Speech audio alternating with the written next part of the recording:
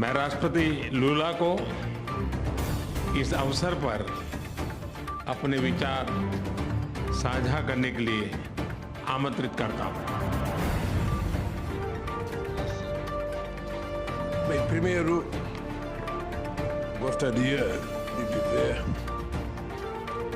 às autoridades aqui presentes, suas altezas, aos presidentes, aos primeiros ministros, de que a natureza, ela continua dando demonstração de que nós precisamos cuidar dela com muito mais carinho. Essa semana, há 3 dias. This week, 3 days ago, in Brazil, a cyclone in the state of Rio Grande do Sul. We had never had a cyclone there, but the cyclone killed 46 people, and we have almost 50 people missing. And this draws our attention because phenomena such as these have been taking place in all different locations on our planet. Well, first I would like to congratulate Prime Minister Narendra Modi for the efficient leading of the Indian presidency of the G20 and for the excellent work done in preparing this summit, and also with all the care that he and they gave us in these days that we spent with you. I thank India for its efforts to give voice, for giving voice to the topics of interest to emerging economies. So I would also like to give my salute to our friend, the representative of the African Union, who is a member of G20. Governança global na esteira de uma crise que abalou a economia mundial. Nossa atuação conjunta nos permitiu enfrentar os momentos mais críticos, mas foi insuficiente para corrigir. And this was not sufficient to correct the structural defects of neoliberalism. The global financial architecture has changed little, and the foundations of a new economic governance have not been laid. New emergencies emerged. Challenges have accumulated and worsened. We are living in a world where wealth is more concentrated, in which millions of human beings still go hungry, where sustainable development is always threatened,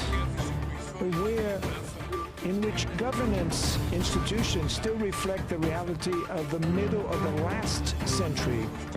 We will only be able to face all these problems if we address the issue of inequality.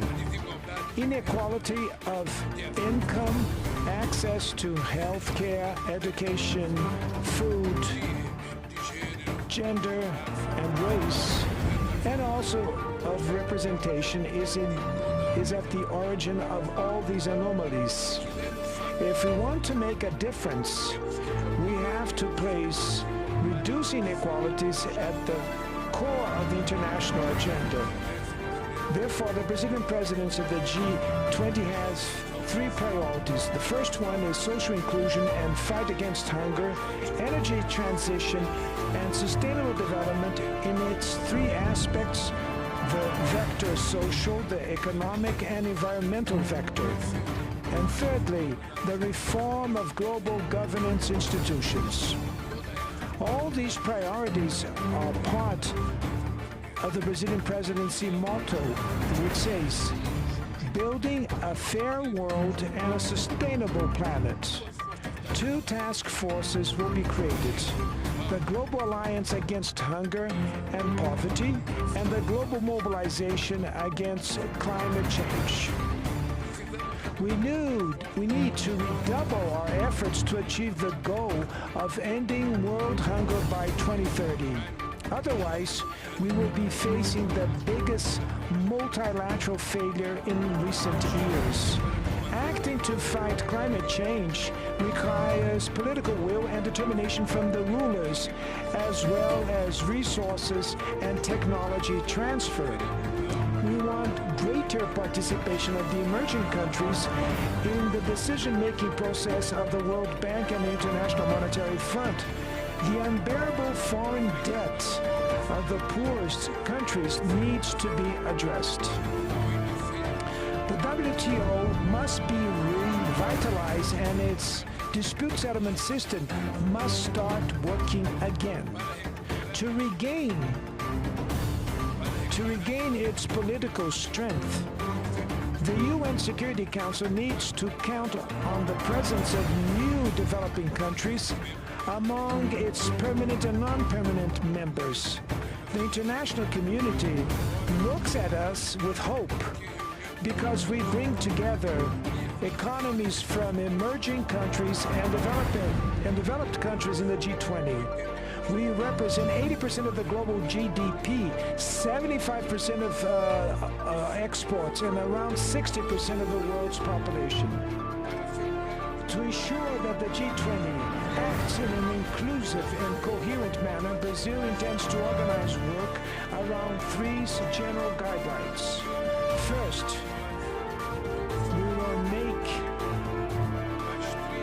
the political and financial paths work in coordination and in a more integrated way.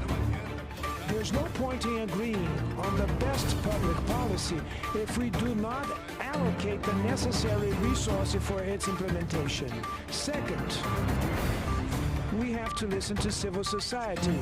There are no governments without civil society. The Brazilian presidency will ensure that engagement groups have the opportunity to report their conclusions and recommendations to government representatives. Thirdly, we cannot let geopolitical issues hijack the discussion agenda of the various G20 levels. We are not interested in a divided G20. Only through joint action may we face the challenges of our days.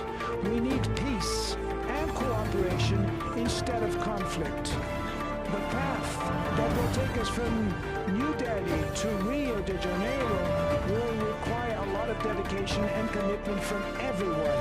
The technical groups and the preparatory ministerial meetings will be hosted in several cities in all 5 regions of our country. For that reason, we will welcome the members of the G20 with open arms. And we need effectively to the support of all the people here, including the track record of this successful summit meeting that was hosted by our dear country that is India. I will be very much honored to welcome you all to the Rio de Janeiro summit in November of 2024.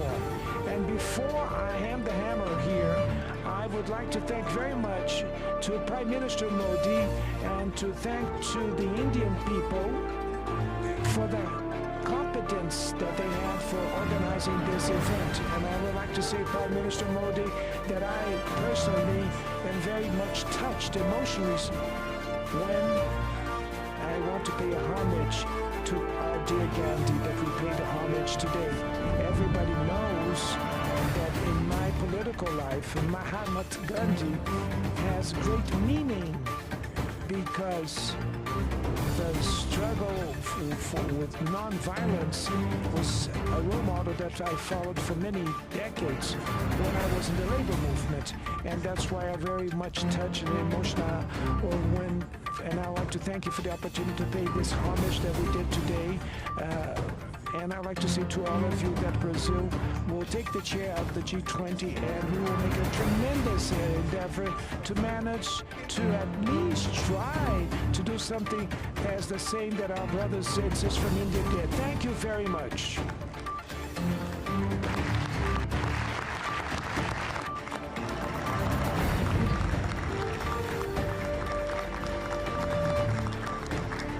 Your Highnesses, Excellencies,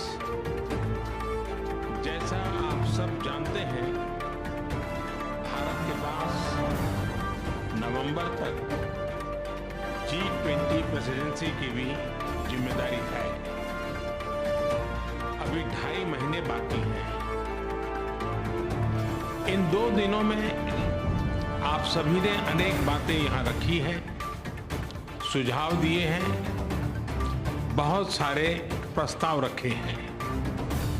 हमारी ये जिम्मेदारी है कि जो सुझाव आए हैं उनको भी एक बार फिर देखा जाए कि उनकी प्रगति में गति कैसे लाई जा सकती है।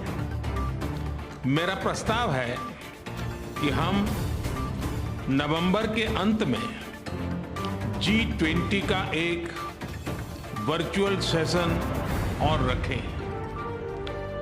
उस सेशन में हम इस समिट के दौरान तय विषयों की समीक्षा कर सकते हैं। इन सब की डिटेल्स हमारी टीम आप सभी के साथ शेयर करेगी।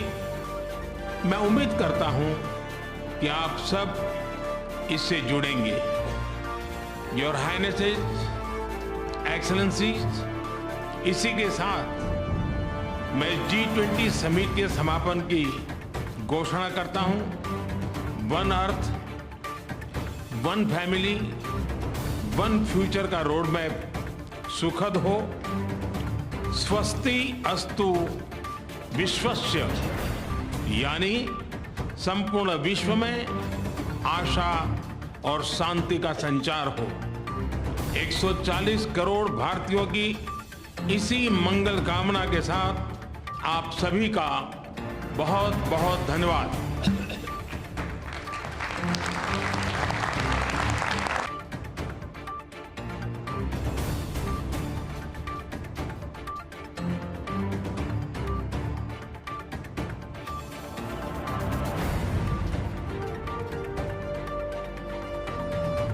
ये आप देख रहे थे सीधा प्रसारण, और इसी के साथ G20 का जो शिखर सम्मेलन था उसका समापन हो गया।